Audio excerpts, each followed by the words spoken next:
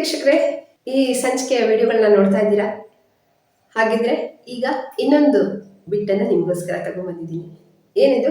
ನಮ್ಮ ಮೈಸೂರಿನ ಉಸ್ತುವಾರಿ ಸಚಿವರಾದಂತಹ ಮಹದೇವಪ್ಪ ಇವರು ಹೇಗೆ, ಇವರ ಒಂದು ವಾಗ್ಜಲೆ ಅಂತಕ್ಕಂಥ ಅವ್ರು ಯಾವ ಥರ ವ್ಯಕ್ತಿ ಅನ್ನೋದ್ರ ಬಗ್ಗೆ ಒಂದು ಸಣ್ಣ ಕ್ಲಿಪ್ಪು ನಿಮಗೋಸ್ಕರ.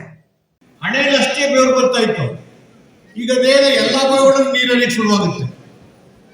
ಹಣೆಯಲ್ಲಷ್ಟೇ ಬೆವರು ಬರ್ತಾ ಇತ್ತು, ಈಗ ಬೇರೆ ಎಲ್ಲ ಭಾಗಗಳು ನೀರಲ್ಲಿ ಶುರುವಾಗುತ್ತೆ.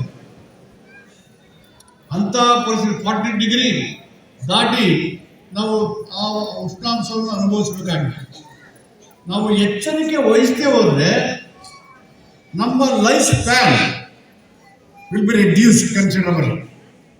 ಇವರ ಮಟ್ಟಿಗೆ ಈ ಅರಣ್ಯೀಕರಣ ಮತ್ತೆ ವೃಕ್ಷಾರೋಹಣ ಇದರ ಕಾರ್ಯಕ್ರಮಗಳೆಲ್ಲ ತುಂಬಾ ಮುಖ್ಯಮಂತ್ರಿಗಳು ಬರಲೇಬೇಕಾದಂತಹ ಕಾರ್ಯಕ್ರಮಗಳಲ್ಲ.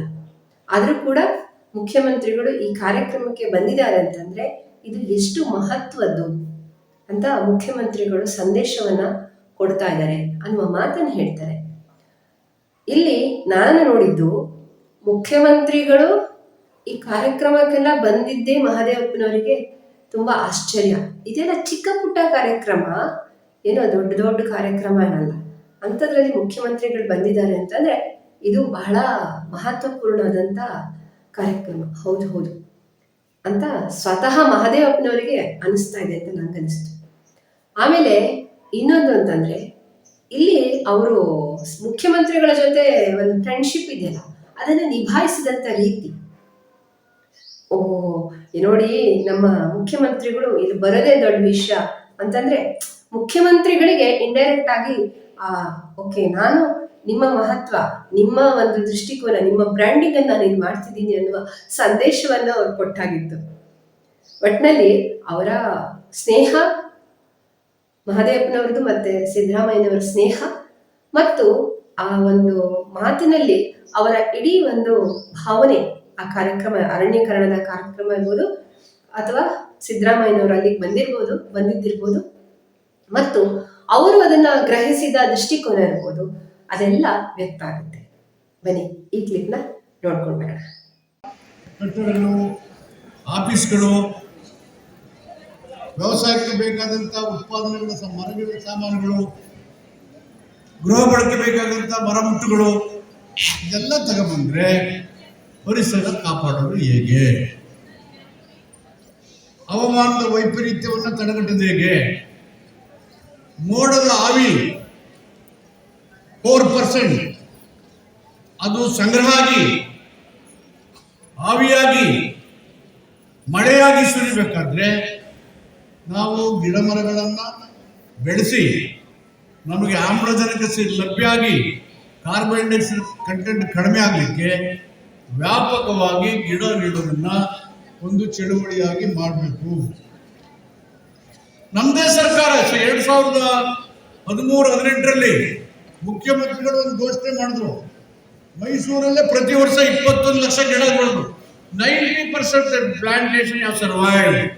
ನೀವು ರಿಂಗ್ ರೋಡ್ ನೋಡಿ, ನಾನೇ ಆಗಲೇ ಮುಖ್ಯಮಂತ್ರಿಗಳ ಸೂಚನೆ ಮೇಲೆ ಎಲ್ಲ ಬೆಳೆದಿದ್ದಾವೆ. ಮೈಸೂರು ಇನ್ನೂ ಕೆಟ್ಟಿಲ್ಲ. ಮೈಸೂರಿನ ಸುತ್ತಮುತ್ತ 140 ಕಿಲೋಮೀಟರ್ ಉದ್ದದ ಅಗಲಕ್ಕೂ ಗಿಡ ನೆಡಲಿಕ್ಕೆ ಅವಕಾಶ ಇದೆ. ಮೈಸೂರು ಜಿಲ್ಲೆಯ ಸುತ್ತಮುತ್ತ 140 ಕಿಲೋಮೀಟರ್ ವ್ಯಾಪ್ತಿಗೆ ಗಿಡಗಳನ್ನು ನೆಡಲಿಕ್ಕೆ ಅವಕಾಶ ಇದೆ. ಇದನ್ನ ಸಂಘ ಸಂಸ್ಥೆಗಳು, ಸಾರ್ವಜನಿಕರು, ಸಾಲು ಮರದ ತಿಮ್ಮಕ್ಕನ ಅಭಿಮಾನಿಗಳು, ಅನುಯಾಯಿಗಳು ಅನುಸರಿಸಿದ್ರೆ ಪರಿಸರದ ಮಾಲಿನ್ಯವನ್ನು ತಗ್ಗಿಸಿ ಉಷ್ಣಾಂಶದ ಪರಿಣಾಮವನ್ನು ಕಡಿಮೆ ಮಾಡಿ ಮತ್ತು ಕಾರ್ಬನ್ ಡೈಆಕ್ಸೈಡ್ ಪ್ರಮಾಣವನ್ನು ತಗ್ಗಿಸಲಿಕ್ಕೆ ಮತ್ತು ನಮ್ಮ ಆರೋಗ್ಯವನ್ನು ವೃದ್ಧಿ ಮಾಡಿ ನಾವು ಜೀವಕೋಶಗಳನ್ನು ಉಳಿಲಿಕ್ಕೆ ಇದು ಒಂದು ಪ್ರೇರಣಾ ಶಕ್ತಿ ಆಗುತ್ತೆ ಅಂತ ಹೇಳಿ, ಇಂಥ ಒಂದು ರಾಷ್ಟ್ರೀಯ ಮಹತ್ವ ಮತ್ತು ಅವಶ್ಯಕತೆಯ ಕಾರ್ಯಕ್ರಮವನ್ನು ಮುಖ್ಯಮಂತ್ರಿಗಳು ಈ ಕಾರ್ಯಕ್ರಮಕ್ಕೆ ಬರ್ತಕ್ಕಂಥ ಅವಶ್ಯಕತೆ ಇರಲಿಲ್ಲ. ಮುಖ್ಯಮಂತ್ರಿಗಳು ಬರ್ತದೆ ಭಾಗವಹಿಸಬೇ ದೊಡ್ಡ ಕಾರ್ಯಕ್ರಮ ಆಗಬೇಕು.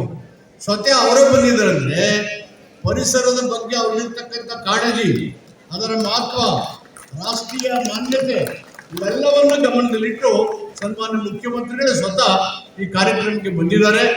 ಇದರ ಉದ್ದೇಶ ಎಲ್ಲ ಜನ ಸಮುದಾಯಗಳು ಪರಿಸರ ರಕ್ಷಣೆ ಮಾಡಿ ಗಿಡಮರಗಳನ್ನು ಸಸಿಗಳನ್ನು ನೆಟ್ಟಂಥ ಸಸಿಗಳು ಅವು ಉಳಿಯುವಂತೆ ನೋಡಿ ನಮ್ಮ ಉಳಿವಿಗೆ ನಾವೇ ಕಾರಣಗಿ ಕಾಡು ಉಳಿದ್ರೆ ನಾಡು ಉಳಿತದೆ ಅಂತಕ್ಕಂಥ ನಾಡು ನುಡಿಯನ್ನು ಸತ್ಯ ಮಾಡಬೇಕು ಅಂತ ಹೇಳಿ ರಾಜೀವ್ ಮತ್ತು ಅವರ ತಂಡಕ್ಕೆ ಶುಭ ಕೋರಿ ಈ ಕಾರ್ಯಕ್ರಮದಲ್ಲಿ ಬಂದು ನಾನು ಭಾಗಿಯಾಗಕ್ಕೆ ಅವಕಾಶ ಕೊಟ್ಟಿದ್ದಕ್ಕೆ ಅವರಿಗೆ ಧನ್ಯವಾದ.